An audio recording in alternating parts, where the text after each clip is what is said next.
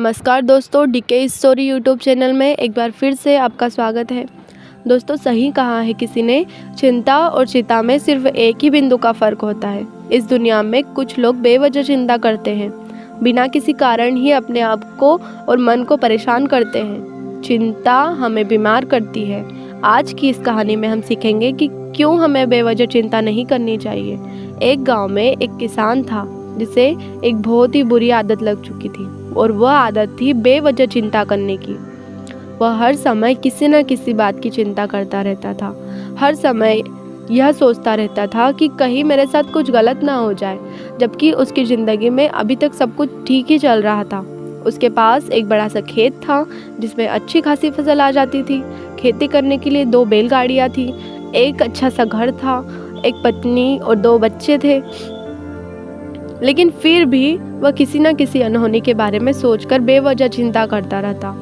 कभी सोचता कि अगर मेरी फसल खराब हो गई तो, अगर मेरी फसल में कीड़े लग गए तो, अगर आवारा पशुओं ने फसल को बर्बाद कर दिया तो, अगर सूखा पड़ गया तो, अत्यधिक बारिश हो गई तो मेरी फसल खराब हो जाएगी। ऐसे ही वह भविष्य की अन्य बातों के बारे में सोचकर बेवजह चिंता में डूबा रहता था।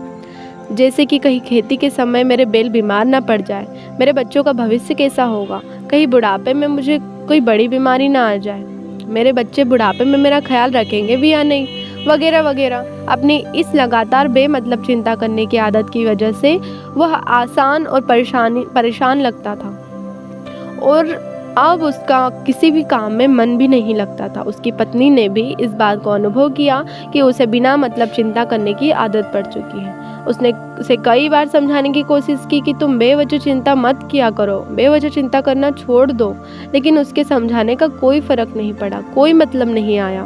उसे पता चला कि नगर में एक महात्मा आए हैं जिसके पास सारी समस्याओं का हल है। फिर एक दिन वह उसे लेकर बौद्ध भिक्षु के आश्रम में पहुंची। बौद्ध भिक्षु बहुत ही बुद्धिमान और ज्ञानी व्यक्ति थे। किसान और उसकी पत्नी अपनी सारी समस्याएं बौद्ध भिक्षु के समक्ष रख दी। किसान ने कहा, महात्मा, मैं हर समय किसी न किसी बात पर चिंता करता रहता हूँ। मैं ज़्यादातर उन बुरी चीज़ों के बारे में सोचता हूँ जो मेरे साथ हुई ही नहीं है। किसान की समस्याओं को पूरे ध्यान से सुनने के बाद बौद्ध भिक्षुक ने कहा, ठीक है, तुम दोनों कल सुबह आना और फिर मैं तुम्हें तुम्हारी सारी समस्याओं का समाधान बता दूंगा। अगली सुबह जब किसान और अपनी पत्नी को लेकर बौद्ध भिक्षुक के आश्रम में पहुंचते हैं तो देखते हैं कि बौद्ध भिक्षुक बहुत ही चिंतित अवस्था में जमीन पर पालती बनाकर बैठे हुए हैं, और उसके सामने एक दूध से भरा ग्लास रखा हुआ है। बौद्ध भिक्षुक बार बार उस दूध के ग्लास की तरफ देख रहे, और फिर कभी अपना हाथ अपने सिर पर रखते तो कभी जमीन पर। वह बहुत ही चिंतित और बेचैन दिखाई पड़ते। यह देखकर किसान ने पूछा, महात्मा, आप इतने परेशान क्यों लग रहे हो? आपके समक्ष दूध रखा है, आप इसे पी क्यों नहीं लेते? महात्मा बोले, मुझे चिंता हो रही है कि कहीं इस दूध को बिल्ली ना पी जाए, या फिर मैं कहीं और, तो क्या पता ही दूध कहीं गिर जाए तो। मैं दूध को पीना तो चाहता हूँ, लेकिन मेरा भी मन नहीं है। मैं तो यही सोच रहा हूँ कि अगर यह दूध खराब हो गया या कोई गंदी चीज़ इसमें गिर गई, या फिर ऐसा हो सकता है कि कोई यह दूध मेरा दूध कोई पी जाए। यह सुनकर किसान जोर जोर से हंसने लगा। किसान ने हंसते हुए कहा, महात्मा, इससे इतनी चिंता करने की कौन सी बात है? यह दूध ही तो है। अगर इसे बिल्ली ने गिरा दिया, ये खराब हो गया, या फिर किसी ने इसे पी लिया तो क्या हो गया? आपको दोबारा मिल जाएगा। और वैसे ही आपको चिंता करना व्यर्थ है, क्योंकि ना तो अभी इसे बिल्ली ने गिराया है, ना ही खराब हुआ है, और ना ही अभी इसे किसी ने पिया है, और हो सकता है कि भविष्य में ऐसा ही हो ना। किसान के मुंह से यह बात सुनकर बौद्ध भिक्षुक मुस्कुराए और बोले, मैं भी तो तुम्हें यही समझाने का प्रयास कर रहा हूँ कि भविष्य की उन घटनाओं को चिंता करना व्यर्थ है जो अभी हमारे साथ हुई ही नहीं है, और बहुत बड़ी संभावना है कि वह हमें कभी होगी भी नहीं। और अगर हो भी गई तो जिस चीज़ को तुम्हें एक बार हासिल कर सकते हो उसे दोबारा भी तो कर सकते हो ना। और अगर नहीं कर पाए तो कोई बात नहीं, क्योंकि समस्या के आने के साथ ही उन समस्याओं का सामना करने की हिम्मत भी हमारे पास आ जाती है। यह बातें सुनने के बाद किसान को लगा जैसे किसी ने उसके गाल पर एक थप्पड़ मारकर उसे नींद से जगा दिया। उसे महसूस हुआ कि वह भी तो यही गलती कर रहा है।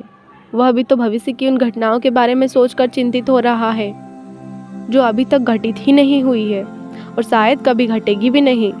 और फिर बौद्ध भिक्षु के चरणों में गिर पड़ा और कहने लगा कि इतना आसानी से मुझे मेरी गलतियों का एहसास कराने के लिए आपको बहुत बहुत धन्यवाद। और मैं आज से पूरा प्रयास करूंगा कि बेवजह चिंता करना बंद कर दूं। जापान में एक लोकप्रिय कहावत है, अगर तुम चल रहे हो तो सिर्फ चलो, अगर तुम खा रहे हो तो सिर्फ खाओ, लेकिन एक समय में सिर्फ एक ही काम करो, चिंता ना करो। इस लोकप्रिय कहावत के अर्थ ने मुझे हैरान कर दिया और सच कहूँ तो मुझे ऐसा लगता है कि कहावत के अर्थ में ही वह राज छुपा है जिससे अगर किसी ने अच्छे से समझ लिया तो और अपने जीवन में उतार लिया तो वह चिंता के बंधन से हमेशा हमेशा के लिए मुक्त हो जाएगा। इस कहावत के अर्थ के बारे में हम आगे बात करेंगे, लेकिन उससे पहले देखते हैं कि हमारे दिमाग में इस तरह के विचार से किस तरह के विचार ज़्यादा से चल रहे होते हैं। पहला, क्या मैंने यह काम सही से किया? दूसरा, क्या मैं इसे और बेहतर कर सकता था? तीसरा, इसका परिणाम क्या होगा? और चौथा, लोग मेरे और मेरे काम के बारे में क्या सोच रहे होंगे? यह ऐसे कुछ विचार हैं जो हमारे दिमाग की सिस्टम में ज़्यादातर समय चलते रहते हैं, लेकिन हमें पता ही नहीं चलता क्योंकि हमने इन विचारों के साथ जीना सीख लिया है। और हमारा दिमाग काम भी ऐसे ही करता है कि अगर हमने इसे किसी काम को कई बार करवा लिया है तो फिर यह उससे अपनी आदत बना लेता है और फिर हमारे चाहे बिना भी वो उस काम को करने का प्रयास करता है। शुरुआत में तो हम किसी भी काम को अपनी इच्छा से पूरे होशो हवास में करते हैं, लेकिन बाद में वह हमारी आदत बन जाता है और फिर हम उस बेहोशी की हालत में बिना सोचे समझे उस काम को करते चले जाते हैं। जब एक छोटा बच्चा होता है तब उसे नहीं पता होता कि चिंता क्या है, लेकिन जैसे ही वह बड़ा होता है माँ बाप कहना शुरू कर देते हैं कि बेटा आपको होमवर्क करना है, आपको उसकी चिंता नहीं हो रही, आपके एग्ज़ाम्स आने वाले हैं, आपको उसकी चिंता करनी चाहिए। और ऐसे ही ना जाने कितनी सारी चीज़ों के लिए बच्चों को आसपास के लोग उसे चिंता करने के लिए कहते हैं। वह छोटा बच्चा यह सब बातें मान लेता है और फिर उन्हीं की तरह चिंता करने लगता है, हर बात के लिए चिंता करने लगता है।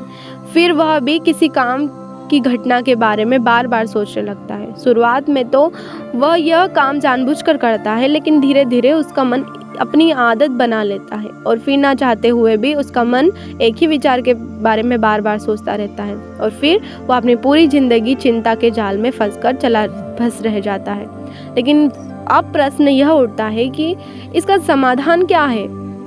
तो इसका समाधान है पर बताई गई जिन कहावत का अर्थ यानी जागरूकता। हमें अपने विचारों के प्रति जागरूक होना पड़ेगा।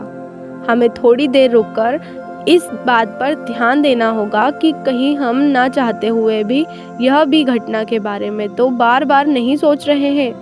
हमें पूरी जागरूकता के साथ यह देखने का प्रयास करना होगा कि पूरे दिन हमारे अंदर इस तरह के विचार उठते रहते हैं। हम अपने आप से पूछ सकते हैं केवल जागरूकता क्या करेगी? मैं कहता हूँ का है यह मन को शांत करने के लिए पर्याप्त है, मन को अपने स्वभाव का एहसास कराने के लिए पर्याप्त है। और जीवन में जागरूकता लाने का सबसे आसान तरीका है ध्यान करना। ध्यान करने के दौरान अपने विचारों पर ध्यान देना, और जब आप पूरी जागरूकता के साथ अपने विचारों पर ध्यान देना शुरू कर दोगे तो अपने आप ही विचार आपके मन से गायब होना शुरू हो जाएंगे और फिर आप एक आनंदित और शांत जीवन अनुभव कर पाएंगे। तो दोस्तों, कैसी लगी आपको ये कहानी? वीडियो को लाइक ज़रूर कीजिएगा और कमेंट सेक्शन में ज़रूर बताइएगा। तो अभी के लिए इतना ही, अगले वीडियो में, तब तक के लिए अपना ख्याल रखें।